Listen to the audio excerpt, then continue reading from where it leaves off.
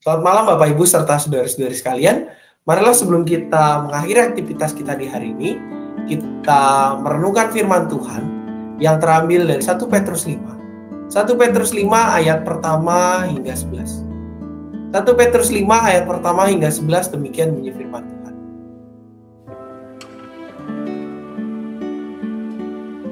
Aku menasihatkan para tua di antara kamu. Aku sebagai teman tua dan saksi penderitaan Kristus, yang juga akan mendapat bagian dalam kemuliaan yang akan dinyatakan kelak. Gembalakanlah kawanan domba Allah yang ada padamu. Jangan dengan paksa, tetapi dengan sukarela, sesuai dengan kehendak Allah. Dan jangan karena mau mencari keuntungan, tetapi dengan pengabdian diri. Janganlah kamu berbuat seolah-olah kamu mau memerintah atas mereka yang dipercayakan kepadamu. Tetapi hendaklah kamu menjadi teladan bagi kawanan domba itu. Maka kamu, apabila Gembala Agung datang, kamu akan menerima mahkota kemuliaan yang tidak dapat layu. Demikian jugalah kamu, hai orang-orang muda. Tunduklah kepada orang-orang yang tua. Dan kamu semua, rendahkanlah dirimu seorang terhadap yang lain. Sebab Allah menentang orang yang congkak, tetapi mengasihani orang yang rendah hati. Karena itu rendahkanlah dirimu di bawah tangan Tuhan yang kuat, supaya kamu ditinggikannya pada waktunya. Serahkanlah segala kekhawatiranmu kepadanya, sebab Ia yang memelihara kamu. Sadarlah dan berjaga-jagalah. Lawanmu si iblis berjalan keliling sama seperti singa yang mengaum-aum dan mencari orang yang dapat ditelannya. Lawanlah dia dengan iman yang teguh, sebab kamu tahu bahwa semua saudaramu di seluruh dunia menanggung penderitaan yang sama. Dan Allah, sumber segala kasih karunia, yang telah memanggil kamu dalam Kristus kepada kemuliaan yang kekal, akan melengkapi, meneguhkan, menguatkan, dan mengokohkan kamu sesudah kamu menderita seketika lamanya. Ialah yang empunya kuasa sampai selama-lamanya. Amin. Demikianlah pembacaan Alkitab kita. Yang berbahagia ialah setiap kita yang tidak hanya membaca, namun juga merenungkan dan melakukan firman Tuhan dalam hidup kita sehari-hari. Bapak Ibu serta saudara-saudari sekalian, surat Petrus ini, surat 1 Petrus pasal 5 ini dengan tegas mengatakan bahwa setiap kita harus mengandalkan Tuhan, mengandalkan kekuatan Tuhan dalam menjalani kehidupan kita sehari-hari. Tidak peduli tua, muda, atau bahkan mereka yang memiliki tugas dan peran di dalam jemaat. Seperti di sini kalau kita lihat ada contohnya adalah penatua maupun mereka yang menjadi anggota jemaat. Mereka yang laki-laki maupun perempuan, kakek, nenek, semua harus mengandalkan kekuatan yang berasal daripada Tuhan dalam kehidupan sehari-hari. Mengapa demikian? Karena melalui surat ini Petrus mengingatkan kepada mereka semua bahwa Tuhanlah yang memiliki kekuatan yang memampukan kita untuk melalui segala rintangan dalam hidup kita sehari-hari. Segala kekhawatiran kita hendaknya kita serahkan kepada Tuhan. Sebab apa? Sebab Tuhanlah yang memelihara kita. Kekuatan kita tidaklah bertahan lama. Kalau kita hanya mengandalkan kekuatan kita sendiri, maka ada waktunya kita akan merasa lemah. Kekuatan kita terbatas. Tetapi kekuatan yang berasal daripada Tuhan itu tidaklah terbatas. Dia sanggup memelihara kita dari kita belum lahir. Sejak di dalam kandungan hingga pada saatnya nanti kita akan bertemu dengannya. Ia sanggup memelihara kita dalam segala kondisi, baik kondisi senang maupun kondisi sulit. Dan ketika kita mengandalkan Tuhan dalam hidup kita, maka hidup kita akan semakin kokoh. Sebab Dialah yang akan melengkapi kita, yang meneguhkan, yang menguatkan kita. Khususnya ketika kita menjalani hidup kita sehari-hari, di mana kita terkadang harus menderita akibat situasi yang kita hadapi.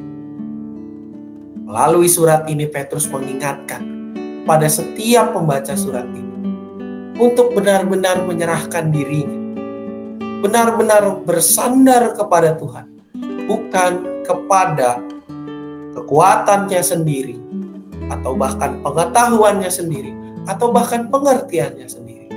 Sebab ketika kita mengandalkan diri kita sendiri dan tidak mengandalkan Tuhan, maka hidup kita akan hancur dan hidup yang kita jalani tidak akan berpadanan dengan firman Tuhan yang selalu mengingatkan dan menyapa kita.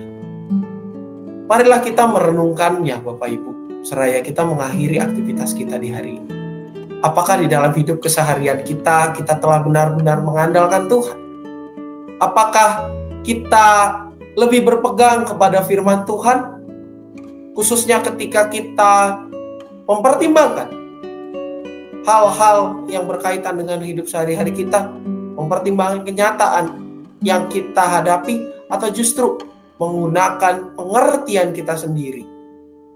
Apakah kita telah seutuhnya benar-benar bersandar kepada Tuhan secara penuh, atau kita masih setengah-setengah di dalam menyandarkan diri kita kepada Tuhan, menyerahkan segala kekhawatiran kita kepada Tuhan? Mari kita berdoa. Ya Tuhan, kami bersyukur atas firman-Mu yang mengingatkan kami bahwa Engkau senantiasa dan setia memelihara hidup kami. Tuhan, ajarlah kami agar kami boleh benar-benar menyandarkan diri kami kepadamu secara penuh, menyandarkan diri kami kepadamu secara utuh, ya Pak. Benar-benar mengandalkan Engkau di dalam kehidupan kami sehari-hari, di dalam kami berjalan, meneladani Engkau dan berjalan untuk hidup seturut dengan firman-Mu saja. Mampukan kami ya Allah, supaya kami, keluarga kami, sanak saudara kami, boleh berjalan dan mengandalkan Engkau saja, khususnya ketika menghadapi situasi-situasi yang sulit belakangan. Dalam nama anak-Mu Tuhan Yesus Kristus kami berdoa. Amin. Bapak, Ibu, serta saudara-saudari sekalian, mengingatkan bahwa pendaftaran untuk ibadah minggu telah dibuka. Pendaftaran ibadah minggu telah dibuka. Dan Bapak, Ibu, serta saudara-saudari sekalian dapat mendaftarkan diri di link yang tertera berikut ini, yaitu bit.ly/newnormal_dki_ccr. Dan diingatkan kembali Bapak Ibu bahwa mereka yang mengikuti kegiatan ibadah umum adalah mereka yang berusia 17 sampai dengan 60 tahun. Di atas 60 tahun dihimbau untuk mengikuti ibadah lewat tayangan YouTube secara online yang Bapak Ibu dapat akses lewat channel YouTube GKI Cicurug. Silahkan di-subscribe dan juga dinyalakan notifikasinya agar kita mendapatkan informasi terkait tayangan ibadah atau informasi-informasi lainnya dengan lebih cepat.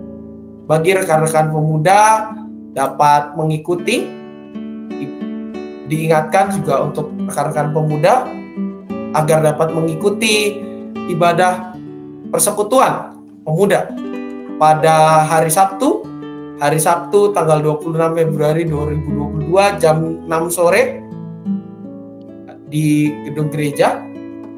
Rekan-rekan pemuda dipersilahkan untuk mengikuti ibadah ini dan datang lebih awal, sebab yang dikhawatirkan adalah cuaca hujan. Agar datang lebih awal, dan juga marilah kita juga saling bersekutu satu dengan yang lainnya.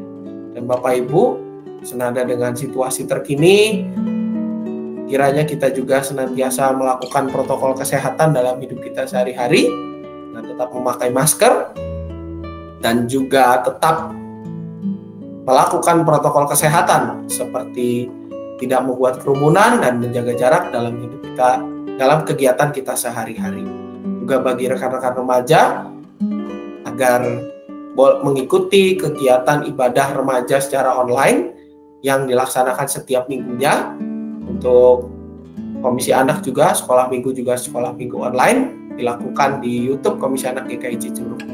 Dan bagi pengurus kelompok kerja maupun komisi diingatkan pada tanggal 27 Februari setelah ibadah kedua akan diadakan rapat kerja untuk program 2022 dan 2023. Selamat malam, selamat beristirahat. Tuhan Yesus memberkati.